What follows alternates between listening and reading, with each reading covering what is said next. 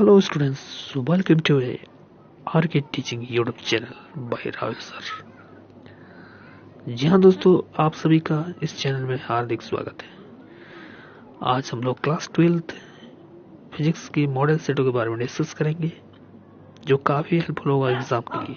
यदि आप कोई भी एग्ज़ाम दे रहे हैं तो इसके लिए भी हम अलग से वीडियो अपलोड हैं इस चैनल में, ज़रूर आके देखिए। एक बार ज़रूर सब्सक्राइब करना है और अपने दोस्तों को फॉरवर्ड करना है।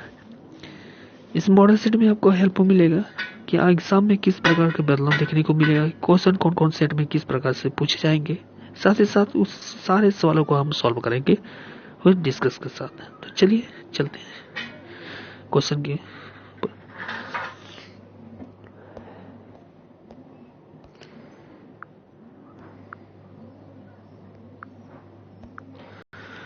पहला तो स्टूडेंट है, ये मॉडल सेट देख रहे, बिल्कुल 3 आवर का आपका एग्जाम रहेगा। क्वेश्चन भी वही रहेगा 70, पास मार्क्स 23, बिल्कुल लाना ही है आपको। लेकिन ग्रुप में जो देखा जाए तो इसमें ABCDE तक इस बार रहेगा आपका जो है। तो पहला ग्रुप का बात करें तो 20 क्वेश्चन रहेगा, वो 1 नंबर का।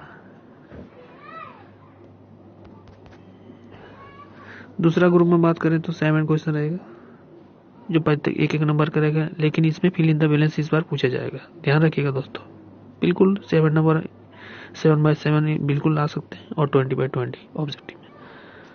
इसके लिए मैं अलग से वीडियो कुछ प्रोवाइड करूंगा, बिल्कुल आपको देखना है कंटिन्यू और शेयर करना है दूसरे को। चलिए, तो ग्रुप सी की बात करें तो इसमें शॉर्ट क्वेश्चन पूछा जाएगा, जो 2 मार्क्स का रहेगा प्रत्येक, वेरी शॉर्ट। ठीक है,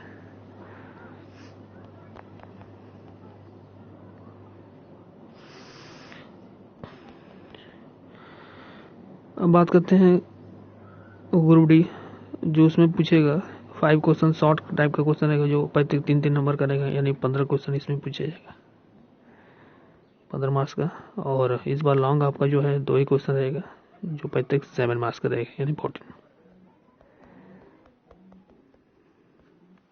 ये तो हम समझ गए। चलिए आप क्वेश्चन देखते हैं।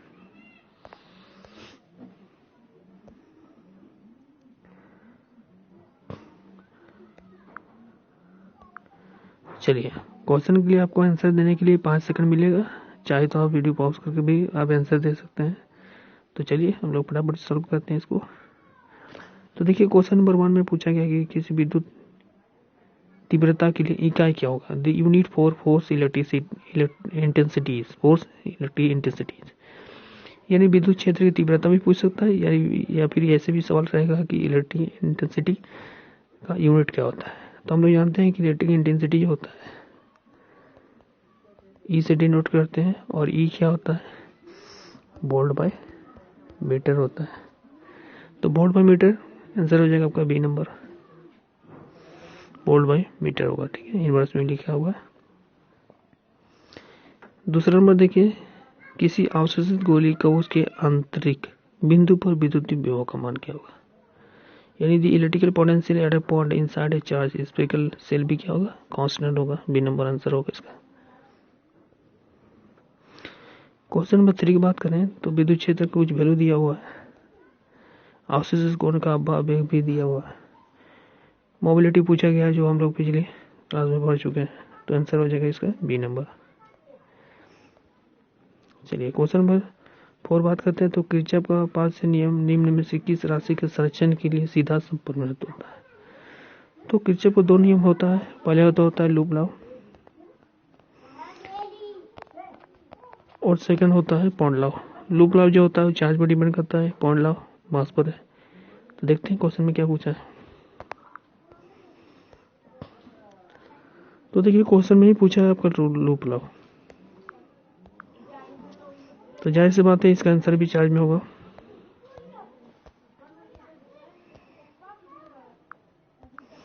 तो इसका आंसर हो जाएगा ए नंबर, चार्ज में देखिए लिखा हुआ है, मोमेंटम एनर्जी तो होगा नहीं। ठीक है, क्वेश्चन नंबर 5 देखिए, किसी चालक के लिए में कौन सा संबंध सही होगा। J vector equal to delta E vector हम लोग पढ़े होंगे, आप लोग पढ़े होंगे क्लास 10 में भी। आंसर हो जाएगा इसका सी नंबर। नेक्स्ट क्वेश्चन देखिए, एम्पियर का परिवर्ती नियम का जो दिया है आपको आपको फॉर्मूला बेसिक पर है, ठीक है। बी नंबर हो जाएगा इसका आंसर। नेक्स्ट 7 नंबर देखिए, एक प्रोटॉन 10 टाइम की एक समान चुंबकीय क्षेत्र के लिए लंबवत दिशा में कुछ वैल्यू दिया हुआ इसका प्रवेश करता है प्रोटॉन के क्रियाशील बल दिया हुआ है। क्रियाशील बल पे चुंबकीय बल का मान क्या होगा? प्रोटॉन का आवेश आप लोग जानते हैं, दैट 1.6 × 10⁻⁻19 कूलम होता है। तो ये आपस में इंटू हो जाएगा, तो इसका आंसर हो जाएगा बी नंबर, बिल्कुल।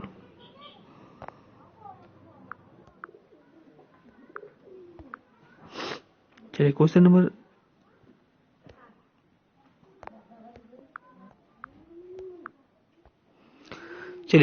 नंबर 8 में किसी धारा अल्पविलेस के कारण r दूरी पर स्थित बिंदु पर चुंबकीय क्षेत्र का समानुपाती होता है। तो the magnetic bond at a distance r from the current element is proportional to 1/r हो जाएगा, यानी इसका आंसर हो जाएगा सी नंबर। चलिए क्वेश्चन नंबर 9 देखिए, प्रेरण गुणन का मात्रा पूछा है, यूनिट ऑफ इंडक्शन, तो इसका आंसर हो जाता है हेनरी हो जाएगा, ठीक है। क्वेश्चन नंबर 10 है, किसी उच्च ट्रांसफार्मर में प्रारंभिक और द्वितीय कुंडली दिया हुआ है, N1 N2 से रिप्रेजेंट कर रहा है। तो उच्च ट्रांसफार्मर के लिए क्या होगा? N1 कुंडल जो होगा वो N2 से क्या होगा? कम होगा, ठीक है। चलिए नेक्स्ट क्वेश्चन देखिए, तारों का टिमटिमाना निम्न में से किसके कारण होता है? तो सभी को जानते हैं, क्लास लोग 10 में भी पढ़े होंगे, अपवर्तन कारण होता है ये। तो आंसर है उसको हो जाएगा बी नंबर।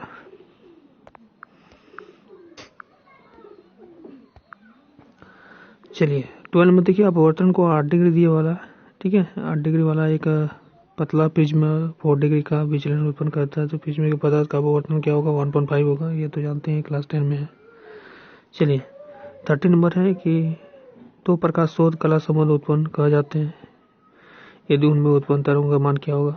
फेज डिफरेंस बड़े होंगे हम लोग। तो फेज डिफरेंस क्या होता है? फेज डिफरेंस ये हमेशा होता है इक्वल वेवलेंथ होगा, इक्वल वेवलेंथ होगा और साथ ही साथ कांस्टेंट फेज डिफरेंस होगा, ठीक है। तो आंसर देखिए डी नंबर को दिया हुआ है इसका।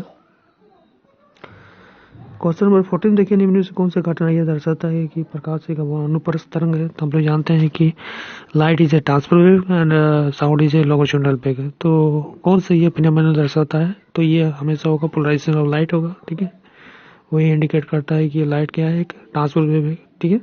तो देखिए 14 नंबर का सी नंबर आंसर हो जाएगा इसमें।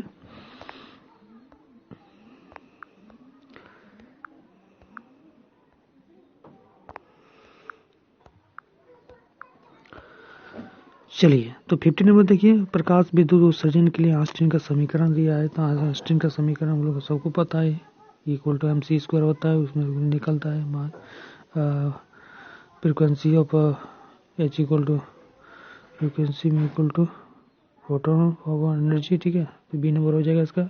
60 नंबर क्वेश्चन दिया है कि एक बेकरोल समतुल होगा। बेकरोल कितना यूनिट है? तो बेकरोल जो होता है रेडियो एक्टिविटी का यूनिट है, रेडियो एक्टिविटी का ये यूनिट है, याद रखना पहले। और ये एक बेकरोल जो होगा वो 1 डीके पर सेकंड के इक्वल होगा, यानी बी नंबर इसका आंसर होगा, ठीक है, बी नंबर। चलिए 70 नंबर देखिए, एक रेडियो धर्मित पदार्थ का क्षय स्थिरांक दिया हुआ है, यानी लैम्डा दिया हुआ है। तो इसका अर्धायुकाल था, अर्धायुकाल का फॉर्मूला क्या होता है?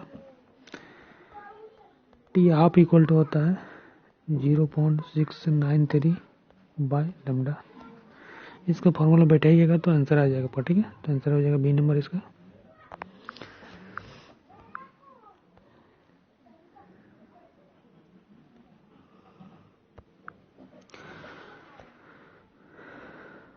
चलिए तो नेक्स्ट बात करते हैं।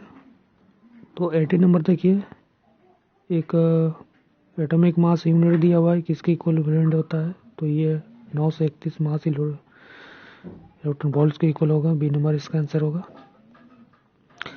90 नंबर देखिए, एन टाइप अर्धचालक भी बनते हैं जो अमिश्रित परमाणु होते हैं, हम लोग जानते हैं। इसमें बहुत सारा अवशिष्ट पदार्थ इसमें मिक्सर होते हैं, ठीक है। तो ये एन टाइप होगा, तो ये पेंटावेलेंट हो जाएगा इसका आंसर। यदि पी टाइप पूछता, पी टाइप, तो ये हो जाता है ट्राइवेलेंट। क्या हो जाता है? ट्राइवेलेंट हो जाता है। ठीक है, चलिए 20 नंबर क्वेश्चन देखिए। क्वेश्चन में दिया है कि सार्वत्रिक तर्क द्वार है, यानी यूनिवर्सल कौन से गेट है? एक लॉजिक गेट होता है, यूनिवर्सल लॉजिक गेट। तो हम लोग जानते हैं कि यूनिवर्सल लॉजिक गेट होता है दो गेट से मिलकर बना होता है। पहले तो होगा एंड गेट और दूसरा होता है नॉट गेट। तो इसका आंसर हो जाएगा डी नंबर। आपको नीचे दिए कमेंट पर बताना है कि कौन सा बेसिक गेट होता है, कौन कौन से गेट बेसिक गेट है, नीचे दिए कमेंट पर जरूर बताना है। ठीक है, ओके, थैंक यू दोस्त।